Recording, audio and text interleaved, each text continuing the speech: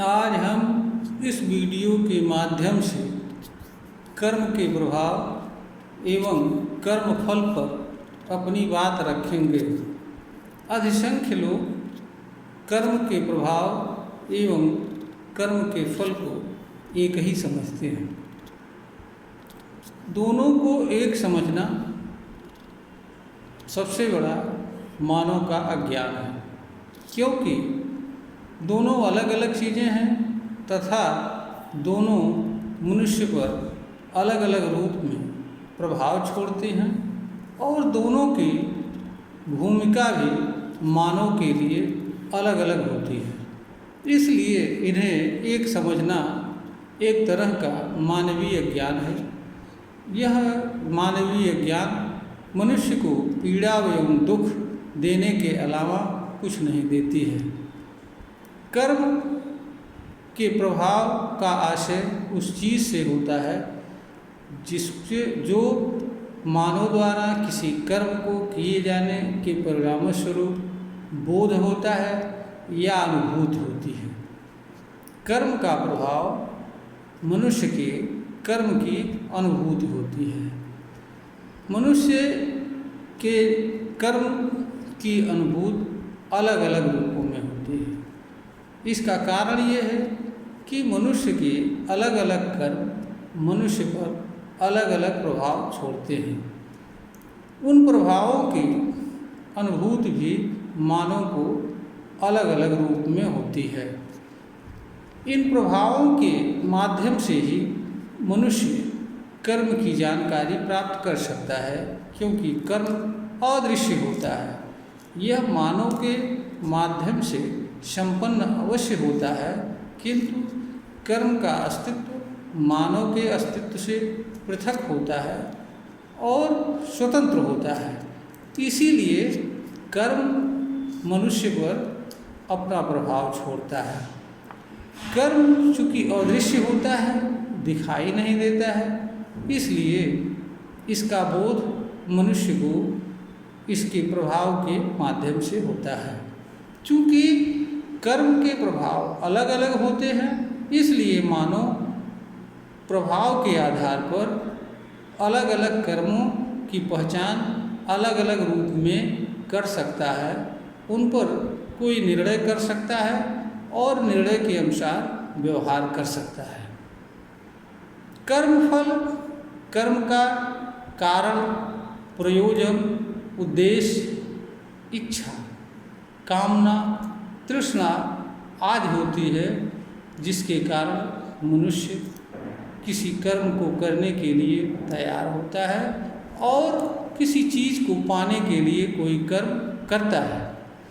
तो कर्मफल मनुष्य के कर्म का उद्देश्य होता है, कारण होता है, इच्छा होती है, कामना होती है, तृष्णा होती है, जिसके कारण मनुष्य कोई कर्म करता है और कर्म फल को प्राप्त करता है या नहीं प्राप्त करता है। कर्म फल मानव के नियंत्रण एवं शक्ति से परे होता है। इस पर मनुष्य का कोई नियंत्रण नहीं होता है। मनुष्य क्योंकि यह मनुष्य के अस्तित्व से पूर्णतया पृथक होता है और कर्म फल मानव के कर्म के अलावा अन्य अनेक बाह्य कारकों के ऊपर निर्भर करता है, जिनके मानव के कर्म के साथ समायोजन न होने पर कर्मफल नहीं मिलता है।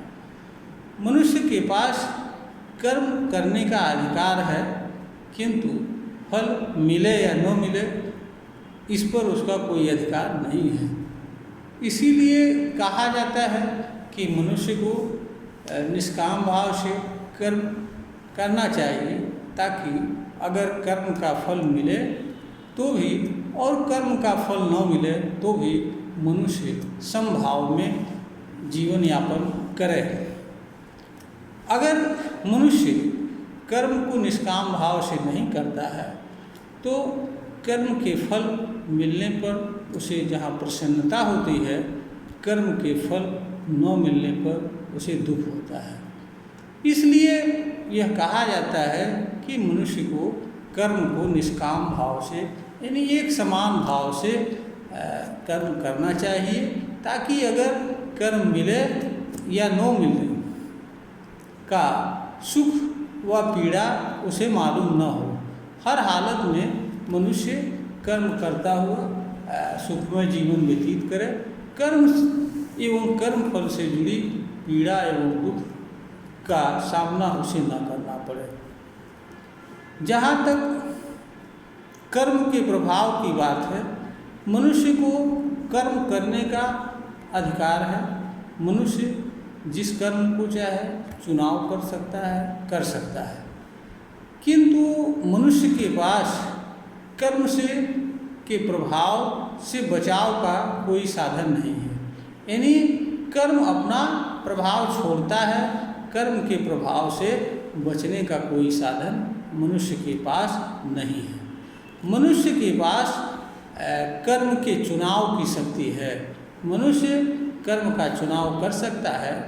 कर्म के चुनाव के माध्यम से मनुष्य ऐसे कर्मों को करने से बच सकता है जिन कर्मों का प्रभाव उसे पीड़ा व दुख पहुंचाता है।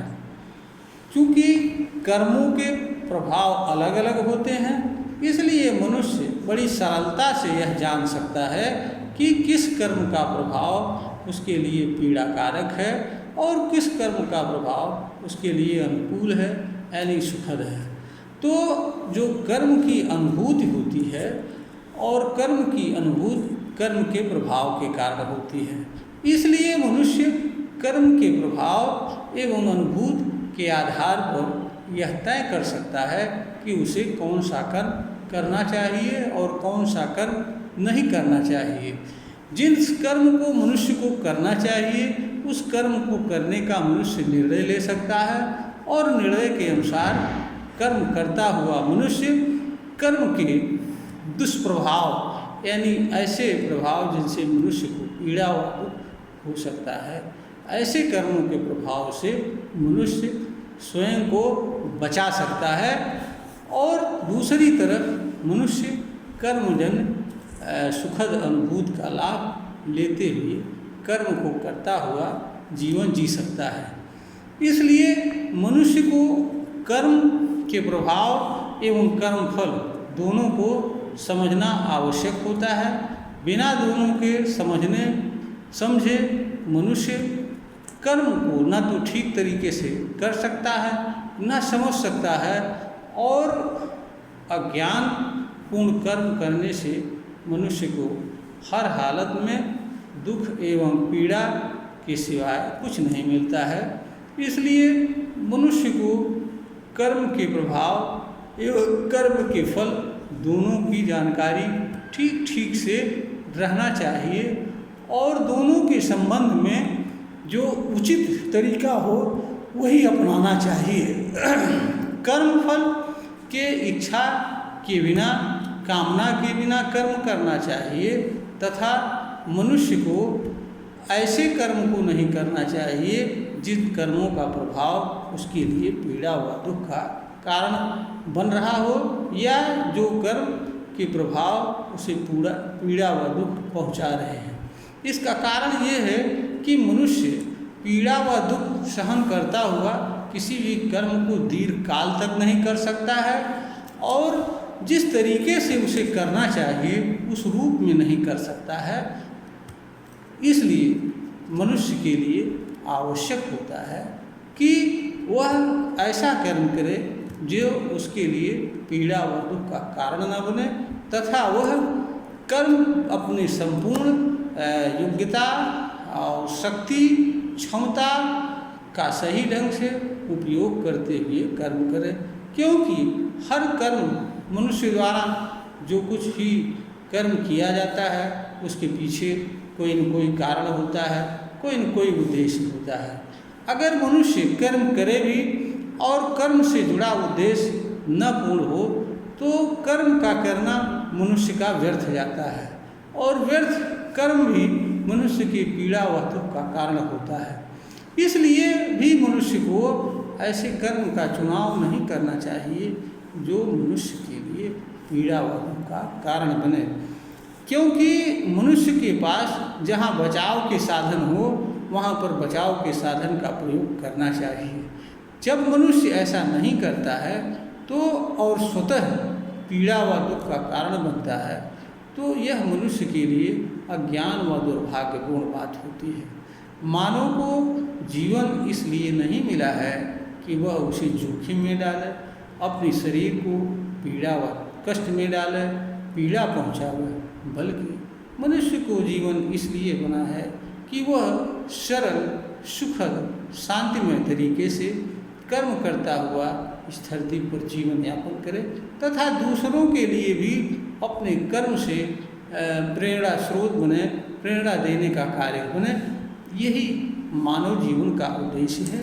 मानव का स्वयं जीवन जीना ही उद्देश्य नहीं होता है, बल्कि दूसरों में बदलाव एवं परिवर्तन का कारक बनना भी मानव जीवन का उद्देश्य होता है। कर्म एक ऐसा साधन है जिसके माध्यम से मनुष्य बिना कुछ अतिरिक्त कर्म किए और बिना कुछ खर्च किए दूसरों के लिए कुछ कर सकता है। इसलिए मनुष्य को कर्म के प्रभाव, कर्मफल आदि समस्त चीज़ों का सम्यक जानकारी रखते हुए और उसके अनुसार उसे कर्म करना चाहिए। यह वीडियो ज्ञानवर्धन है प्रेषित किया जा रहा है।